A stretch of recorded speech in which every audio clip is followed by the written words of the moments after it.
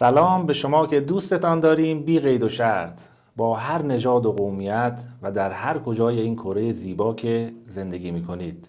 دکتر جاوید هستم و میخوام در این ویدیو در مورد راهکارهای مقدماتی برای اکثر بیماری ها که به ما مراجعه میکنن اینها رو صحبت بکنم، چون همه فکر میکنن برای درمان بایستی یه چیزی بخورن، در صورتی که اولین توصیه ما به همه بیماران نخوردنی هاست و این مواد رو ما اسمشو گذاشتیم مواد ممنوعه برای درمان تمام بیماری ها، حداقل به مدت 1 ماه.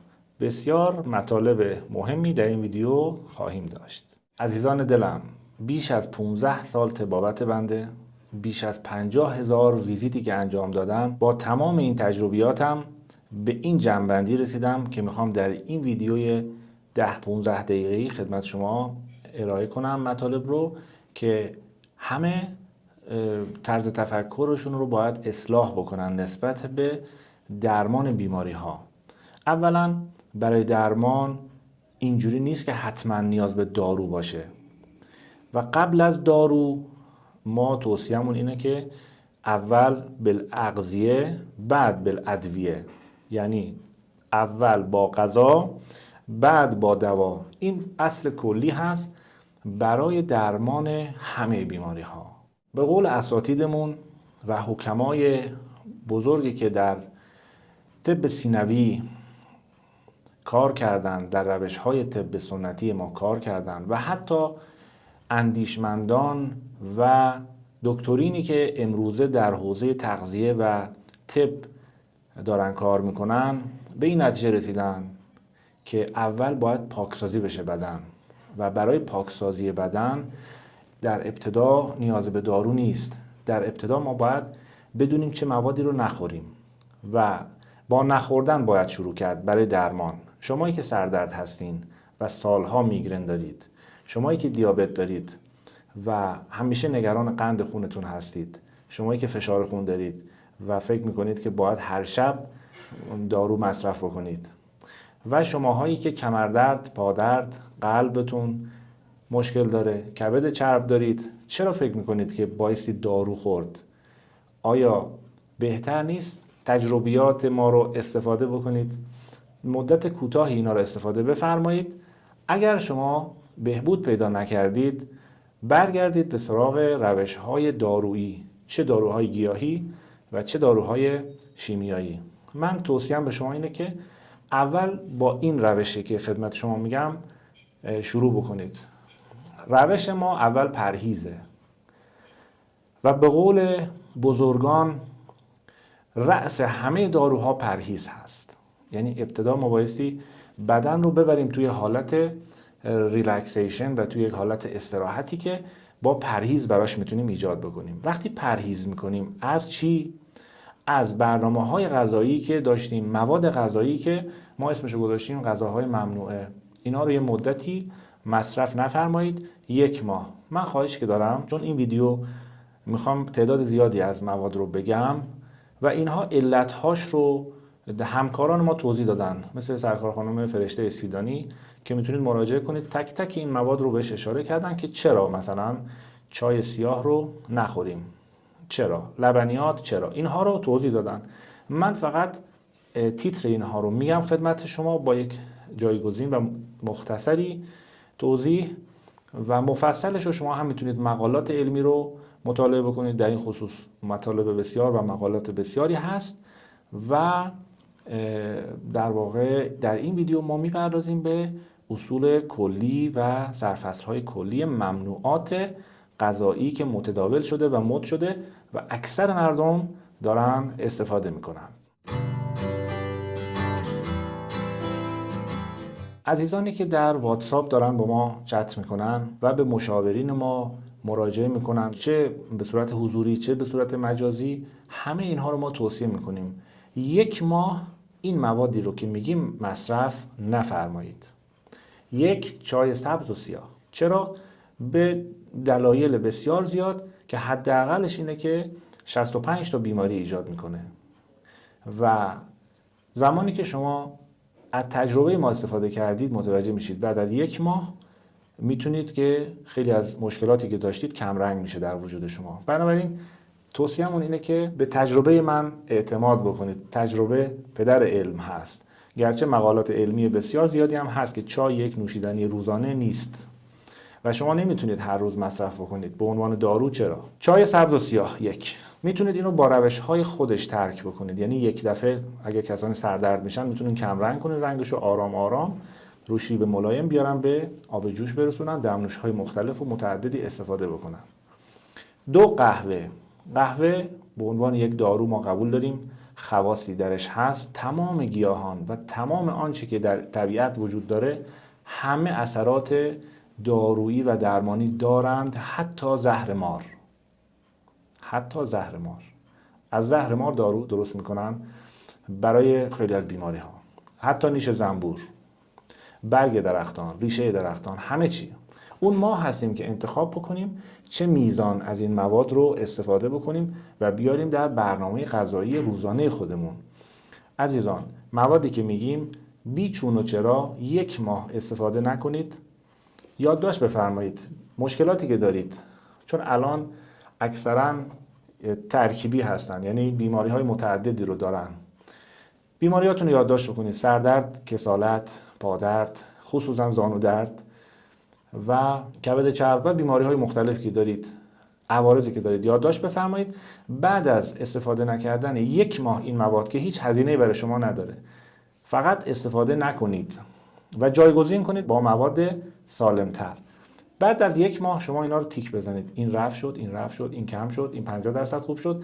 این تجربه ما بعد از 50,000 نفر ویزیتی که انجام دادیم نشون میده که نصف بیماری ها، 50% بیماری های ساده، بیماری هایی که اسم شما گذاشتین بیماری های ساده، اینها از بین میرن، که البته خیلی ها اینها رو ساده نمیدونن. به جای چای سیاه میتونید از انواع مختلف دمنوش های متعددی که در طبیعت هست استفاده بفرمایید بر اساس نیازتون. یه مطالعه خیلی کوچیک به شما میگه که مثلا برای اعصاب بهلیمو بهار نارنج، معدتون مشکل داره نعنا، اگر زانو درد پادرد هستید دارچین، اگر مشکل فشار خون دارید از چای ترش، از لیمو امانی، از گلگاو زبان میتونید استفاده بفرمایید.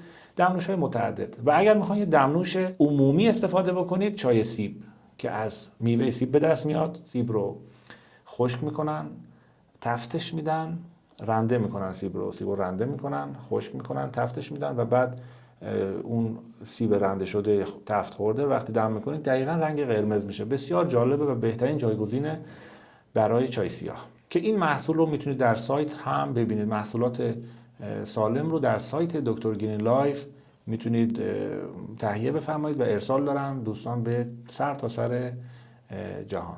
دومین ممنوع: قند و شکر سفید و شیرینیجات و هر ماده‌ای که درش قند و شکر سفید هست. بسیار بسیار مقالات زیادی هست که قند و شکر سفید باعث بیماری میشه، در روده تولید الکل میکنه و کسانی که بچه هاشون عصبی هستن یا خودشون زود از کوره در میرن یا سردرد هستن یا بیماری های متعددی دارن، قند و شکر رو که حذف میکنن میبینند که اتفاقات بسیار جالبی در تنشون میفته. فقط 1 ماه. به جای قند و شکر از شیرینیجات طبیعی استفاده بفرمایید. عزیزان، قند نیست، هر قندی شبیه هم نیست.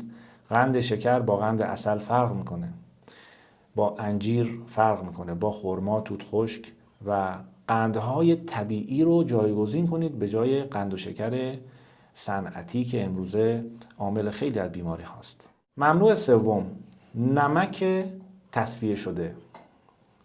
نمکی که الان توی فروشگاه ها هست تحت عنوان نمک یوددار، همون نمکی وقتی میخورید ورم میکنید فشارتون تغییر میکنه.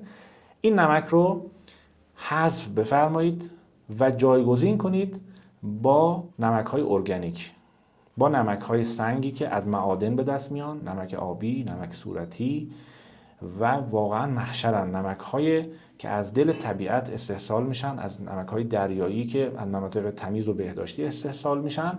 اینها رو استفاده بفرمایید. ممنوع بعدی عزیزان: روغن‌های صنعتی. روغن‌های صنعتی جزو مواد غذایی خطرناک هست که الان متاسفانه شرکت‌ها و صنایع غذایی ما گرفتار سودمحوری شدن و به فکر سلامتی من و شما نیستن. خودمون باید بریم سراغ مواد غذایی با کیفیت. اونایی که وضع مالی ضعیفتری دارن میگن مثلا روغن زیتون گرون هست یا فلان، کم استفاده بکنید ولی خوب استفاده بکنید. روغن هایی که تحت عنوان روغن بدون کلسترول هست که داخلش پالم هست، روغن هایی که صنعتی هست و از پارافین به دست میاد، اینها بخشش حتی در واقع اصلا خوراکی نیست از منظر حکما و اطباء. بهترین روغن جایگزین کنید با روغن زیتون، کنجد و روغن حیوانی. اگر فعالیت بدنی دارید هیچ مشکلی نداره، بسیار عالی هست. ممنوع بعدی لبنیات هست. عزیزان، لبنیاتی که در شهرها داره توزیع میشه، در سوپرها و هایپرها، این لبنیات ما به شدت این رو منع میکنیم. این رو مصرف نفرمایید، چه پنیرش، چه ماست، چه دوغ، چه شیر. اینها هیچ کدوم مورد تایید نیستن، ضمن اینکه اینها مشکلات متعددی هم برای شما ایجاد خواهند کرد. فقط 1 ماه استفاده نکنید، خودتون آثار بهبودی رو خواهید دید. مفصله، نه کلسیم بدنتون تامین میشه، نه جلوگیری میکنه از پوکی استخوان و واقعا فقط یک سردی به تن میده. بماند که چقدر مواد مضر داخل اینها وجود داره، از در واقع اون سم آلفا توکسینی که در خوراک دامها هست، از فرمالینی که در لبنیات استفاده میشه به عنوان مواد ضد عفونی کننده و مواد نگهدارنده‌ای که استفاده میشه، موادی هست که مثل مواد ضد عفونی کننده که به عنوان وایتکس شما استفاده میفرمایید، در شوینده ها اینها رو به شکل رقیق شده شو در لبنیات الان دارن صنایع در واقع غذایی استفاده میکنن و ما توصیه نمیکنیم که از این مواد غذایی استفاده بفرمایید. اگر به طبیعت رفتید، به روستاها رفتید، حیواناتی رو دیدید که دارن از علوفه ها تغذیه میکنن و حیواناتی که حتی دستکاری ژنتیک نشدن، که چه بهتر. حالا اگر این قسمت شما فاکتور بگیریم، از تغذیه حیوان اگر از مواد طبیعی بود، بلا اشکال شما میتونید از لبنیاتش استفاده بفرمایید. برای جایگزین کلسیم هم اصلا نگران نباشید. در ویدیو پوکی استخوان ها رو مفصل شرح دادیم که شما میتونید چه موادی استفاده بکنید که کلسیم بدنتون تأمین بشه. بادام، انجیر، تخم شربتی، گیاهان متعددی هستن که کلسیم فراوانی دارن. اگه خواستید فرآوردهای حیوانی هم استفاده بکنید، گفتم آبگوشت با دنده بذارید بپزه 7-8 ساعت، کلسیم داخل اون دنده ها وارد آبگوشت میشه و کسانی که فعالیت بدنی دارن میتونن استفاده بفرمایید هفته 1-2 بار. ممنوع بعدی گوشت مرغ. مرغ‌های شهری، مرغ‌هایی که در سفید هستن، مرغ‌هایی که دستکاری ژنتیک شدن و در مرغداری‌ها امروز به صورت صنعتی پرورش پیدا می‌کنن، اینها بدن‌هاشون سرشار از اسید لاکتیکه و وقتی که حالا بماند چه مواد غذایی بهشون میدن، چه استفاده های، چه داروها، چه آنتی بیوتیک هایی که استفاده میکنن، اونها بماند. یکی از کارهایی هم که باب شده در مرغداری ها، مثلا تایمر دارن، شب نمیذارن مرغ بخوابه، نصف شب برقا روشن میشه، دوباره مرغ میخوره که زودتر در واقع وزن بگیره و وقتی که این اتفاق میفته بدنهاشون پر اسید میشه. مواد بسیار مضری در بدن مرغ هست که شما اگر در رژیم غذایی خودتون به صورت مرتب مرغ مصرف بکنید، قطعا بعد از این مدتی پرخاشگر میشید، بهانه‌جو میشید، سردردهای میگرنی میاد سراغتون و زانودرد و کمردرد. اینها دوستان تجربه شده هست. فقط 1 ماه مصرف نکنید. من خواهشی که دارم از شما، کامنت میاد میدید، خیلی خوشحال میشیم. اسم شهراتون هم بنویسین، از کدوم ایالت، کدوم شهر هستین. خیلی حس خوبی به ما میده، لطف میکنید. باز اون چیزی که خیلی حس بهتری به ما میده و ما رو پر انرژی میکنه در ادامه کارمون در این چنل ها، اینه که شما رعایت کردین و نتیجه گرفتید و من با تأکید خدمت شما میگم، چون من از سایت ها و از خدمت شما اصلا اینترنت و اینها سرچ نمی کنم که مطالب رو کپی کنم و بیارم اینجا خدمت شما بگم.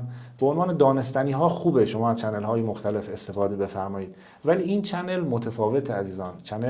چنل تجربیات بیش از 15 سال و بیش از 50,000 نفر ویزیت هست که بنده در ایران و در سایر کشورها داشتم و وقتی که مردم اینها رو رعایت میکنن به شکل باور نکردنی میان میگن ما دارو مصرف نکردیم ولی نمیدونیم رفع شد مشکلاتمون. و فقط با نخوردن و با پرهیز و جایگزین کردن این مواد با مواد غذایی سالمتر بهبودی‌های بسیار خوبی به سراغ شما خواهند اومد. حتما تست کنید، حتی به مدت 2 هفته، حتی آثارش رو میبینید، ولی سعی کنید ادامه بدید تا 1 ماه. ممنوع بعدی عزیزان فست فودها هستند، غذاهای سرخ شده، خصوصا برای کسانی که زمینه آلرژی دارن، یعنی ژنتیکن اینها بیسشون تو اقوام و فامیلشون در واقع آلرژی زیاد هست و دچار آلرژی های فصلی میشن. به محض اینکه غذاهای سرخ شده رو حذف میکنن و غذا رو به صورت آبپز و بخارپز استفاده میکنن، به شکل معجزه‌آسایی میبینن که آلرژیشون برطرف شد. حتما تست کنید. کسانی که سالهای سال آلرژی داشتند با همین نسخه، با همین ویدیو، رعایت کردن همین ویدیو، من قول میدم به شما حداقل 50% بهبودی حاصل خواهد شد. حداقل بعضی‌ها تا 100% بهبودی براشون حاصل خواهد شد فقط با رعایت کردن همین ویدیو. ببخشید یه مقداری طولانی میشه، مجبورم یه مقداری در واقع با تاکید بیشتری بعضی‌ها رو توضیح بدم خدمتتون.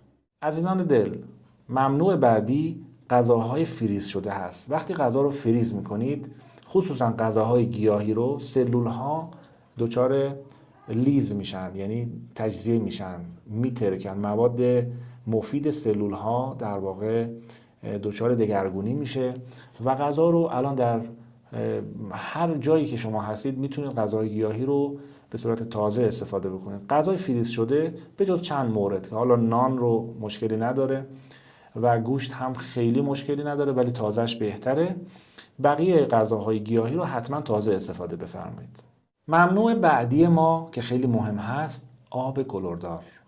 آبی که درش مواد نگهدارنده استفاده میکنند، آبهایی که در لوله کشی های شهری داره در واقع تزریق میشه توی منازل، اینها مجبورن به خاطر پیشگیری از بیماری های مختلف از مواد ضد عفونی کننده قوی استفاده بکنن. عزیزان آب رو سعی بفرمایید آب چشمه، آبهای معدنی که مواد ضد عفونی کننده و کلر نداره استفاده بفرمایید. خیلی ها دچار مشکلات گوارشی، نفخ، دچار سفیدی موی زودرس هستن. اینها وقتی که آب رو رعایت میکنن میبینن که گوارششون بهتر شد.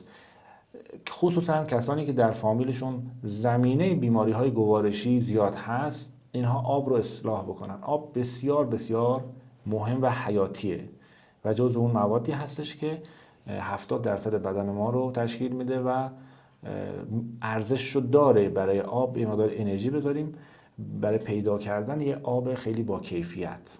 ممنوع بعدی ما محصولات و مواد گیاهی هست که تراریخته هستند. مواد غذایی که در واقع تراریخته هستند مثل ذرت، سویا، اینها استفاده کردن کمش مشکلی نداره ولی وقتی که در جیره غذایی قرار میگیره، در رژیم‌های غذایی به صورت طولانی مدت، قطعاً شما رو دچار مشکل خواهد کرد. بنابراین توصیه میکنیم که اینها رو هم بذارید جزو این موادی ممنوعه. ماده بعدی شراب هست.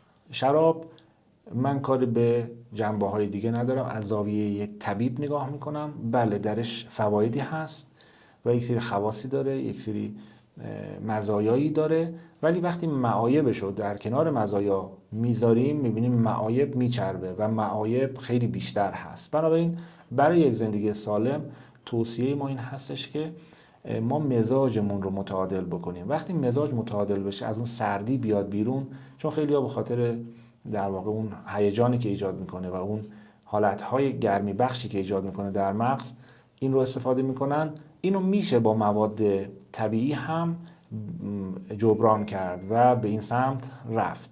بنابراین این هم جزو مواد ممنوعه 1 ماهه همه عزیزانی باشه که میخوان وارد مرحله درمانی خودشون بشن.